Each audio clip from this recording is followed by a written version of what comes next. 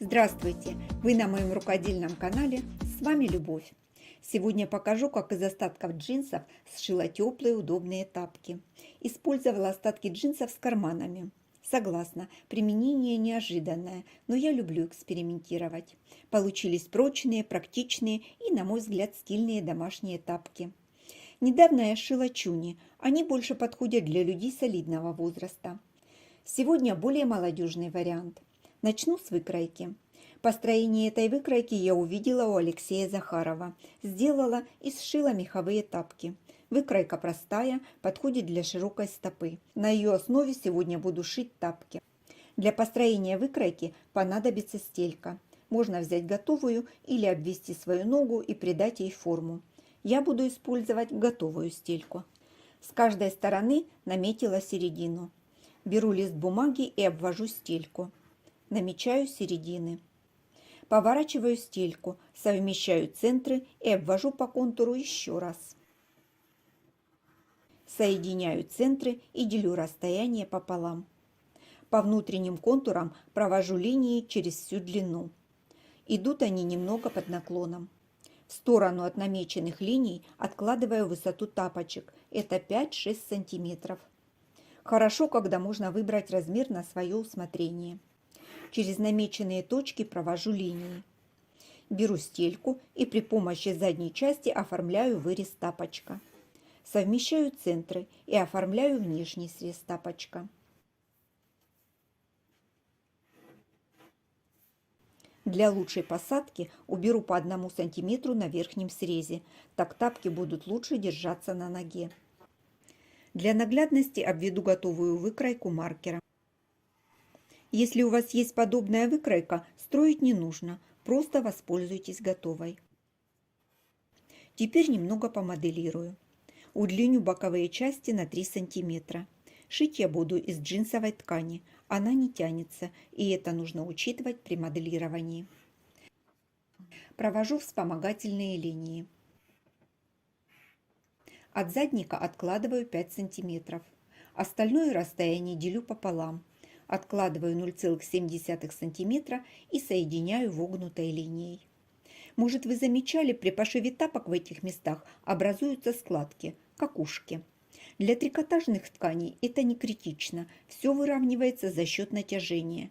В этой модели хочу сделать правильную посадку. Врезаю выкройку по внешнему контуру. Складываю пополам и продолжу.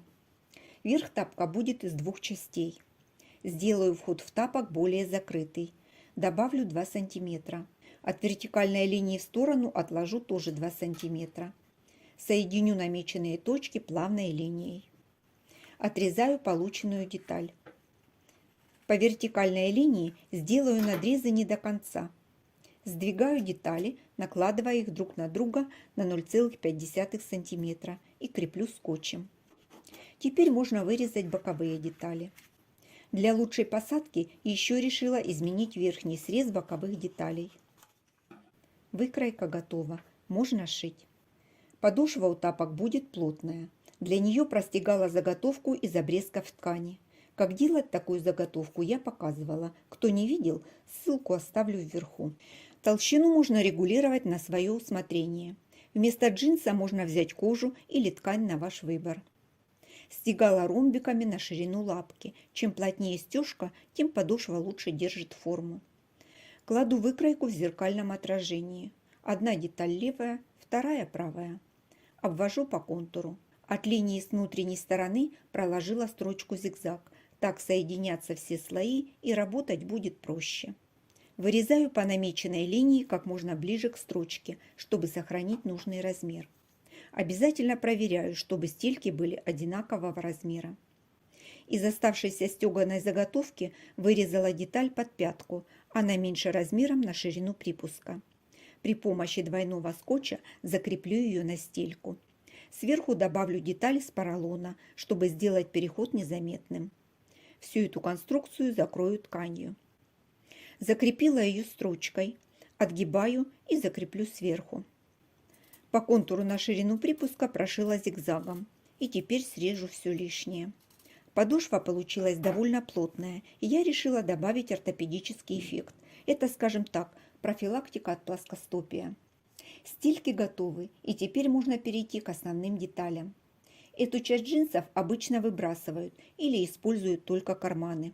Я решила поэкспериментировать и сшить из нее тапки. Для начала зашью входы в карман. Строчки прокладывала лапкой для вшивания молнии. Она проходит по самому краю детали. Так можно легко проложить строчку в местах с декоративными деталями. Добавлю декор, чтобы сделать полотно интереснее. Это придаст моим тапкам стильный вид. Большие детали выкрою из задних карманов, боковые из передних. Две детали для передней части, боковые внутренние и боковые наружные детали. Все детали скроены в зеркальном отражении. Обратную сторону проклеила флизелином. Это поможет держать форму и улучшит внешний вид изделия. Для подкладки выбрала мягкий и теплый флис. Он идеально подходит для уютной домашней обуви. Соединю верхние срезы основных деталей с подкладкой. Срезаю лишнее. Выворачиваю на лицевую сторону. Делаю перекат. Закреплю его строчкой и соединю деталь с подкладкой. Срезала лишнюю подкладку. Детали готовы. Займусь боковыми деталями. Соединять их буду внахлёст, чтобы шов не давил в ногу. Соединила прямой строчкой. Кладу на подкладку, соединяю по верхнему срезу. Проложила строчку. Срезаю лишнюю ткань по верхнему краю.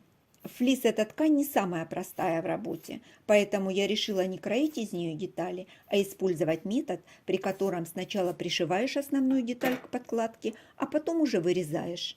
Так получается аккуратней и работать удобно.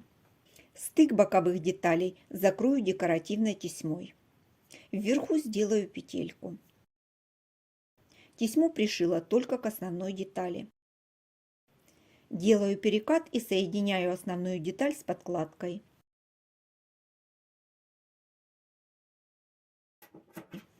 Срезаю лишнее по боковым срезам. Хочу соединить боковые срезы деталей между собой резинкой. Деталь приложила к ноге и замерила расстояние между крайними точками. Вырезала резинку нужного размера. Совмещаю срезы основной детали и резинки, фиксирую булавкой. Закрепила резинку строчкой. Накрываю подкладкой, делаю перекат и фиксирую булавкой срезы. Проложила строчки с двух сторон. Выворачиваю на лицевую сторону. Выправляю уголки, делаю перекат и фиксирую булавками. Проложу строчку, чтобы закрепить перекат и нижний срез детали с подкладкой. Срезаю все лишнее. Ворс лучше убирать сразу, чтобы не собирать его по всей комнате. Сборку тапок начну с задней части. Это поможет соединить все детали правильно. Совмещаю контрольные точки и продолжаю дальше в обе стороны. Фиксирую зажимами. Смотрю, чтобы края были с обеих сторон на одном уровне. Пришиваю задник к стельке. Пришивала лапкой для втачивания молнии. Очень удобно, рекомендую. Перед стачиванием сделала примерку. Немного подкорректировала посадку. Лишнее срежу. Сейчас можно одеть на ногу и посмотреть, как сидит. Если что-то не устраивает, можно изменить. У всех ноги разные, поэтому мы и шьем сами, чтобы было удобно носить. Передняя деталь. На ней сделала сборку, чтобы придать объем и сформировать место для пальцев. Второй вариант. Заложила под углами небольшие складки и прострочила их. Смысл тот же, выглядит немного по-другому. Решила оставить этот вариант. Соединяю заготовку с подошвой. Контролирую, чтобы края были на одном уровне. Пришиваю. Проложила строчку. По бокам детали заходят друг на друга. Проутюжу шов с паром, чтобы уменьшить толщину среза, и все детали станут на свое место. Срезы буду обрабатывать косой бейкой шириной 4 см. Пришивать обтачку начала с внутренней стороны тапок.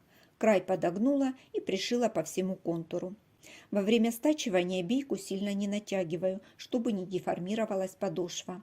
Только на скруглениях, и то слегка.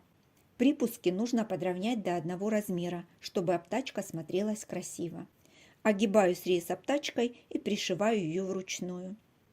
С подошвой разобралась. Осталось закрепить детали по бокам. Еще по бокам пришью пуговицы, так легко будет отличить левый тапок от правого.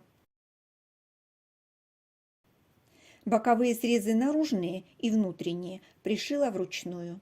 Закрепила только до резинки, этого будет достаточно и вход в тапки будет свободным. Вот такие удобные и стильные тапки у меня получились. Теплые, с необычным декором и нестандартным подходом. Джинсовые обрезки нашли свое место в новом изделии, а флис добавил мягкости и уюта. Резинка, которую я добавила, отлично держит тапки на ноге, удобно и практично. Эти тапки не только греют ноги, но и выглядят очень круто. Я рада, что сделала их своими руками и смогу порадовать хозяйку тапочек. Как вам такие тапки? Захотелось ли вам шить что-то подобное для себя, детей или внуков? Поделитесь своим мнением в комментариях, а я на этом с вами прощаюсь. До встречи в новых видео.